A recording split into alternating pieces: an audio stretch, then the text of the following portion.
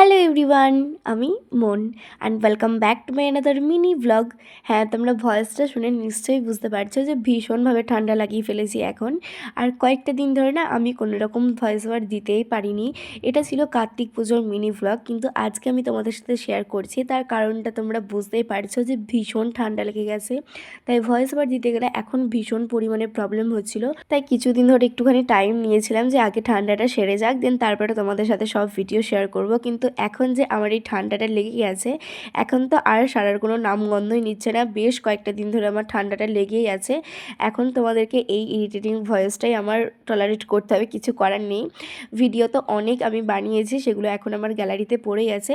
তাই ভাবলাম এখন যখন আমার শরীরটা একটুখানি ভালো আছে, তাহলে ভয়েস নিয়ে আর কী সমস্যা, এখনই ভয়েস ওভারটা দিয়ে ফেলি, না হলে আবার হয়তো আমার শরীরটা খারাপ করতে শুরু করবে, জ্বর টর চলে আসবে। দিন তোমাদের সাথে এই সুন্দর সুন্দর দিনের ভিডিওগুলো আমি আর শেয়ার করতে পারবো না।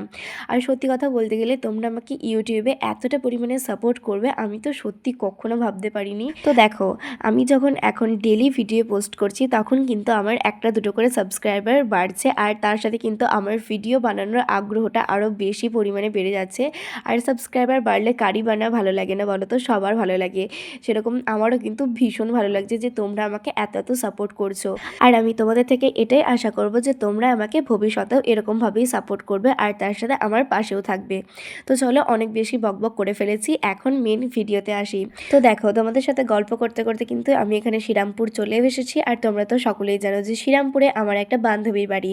তো তার বাড়িতে দেখা না করে কি করে যাই বলো তো।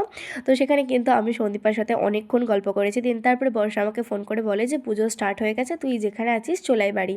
তো এখানে দেখো পুজো আরম্ভ হয়ে গেছে, মানে হোম টোম চলছিল। আর তার মাঝে এখানে আমরা চলে আসি কিছু ফটো টোটো তুলতে। আর ফটো তোলা শেষ হয়ে গেলেই আমরা চলে আসি যেখানে পুজো হচ্ছে সেখানে পুজো দেখার জন্য।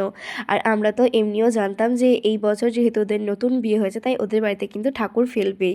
তো সেই জন্য দেখো আগে থেকে কিন্তু ওরা সব কিছু জোগাড়জান্তি করে রেখে দিয়েছিল। আর জায়গাটা যে কি সুন্দরভাবে সাজিয়েছে তোমাদেরকে সেটা বলে বোঝানো যাবে না। তো দেখো ওখানে অঞ্জলি টঞ্জলি সবাই দিচ্ছিলো, আর এদিকে আমি ঢাকা ঢুকি নিয়ে এখন বসেছিলাম। আর তারপরে চলে যাই এখানে বর্ষাদের বাড়িতে কি সুন্দর একটা রঙ্গন ফুলের গাছ লাগিয়েছে সেটাই দেখতে।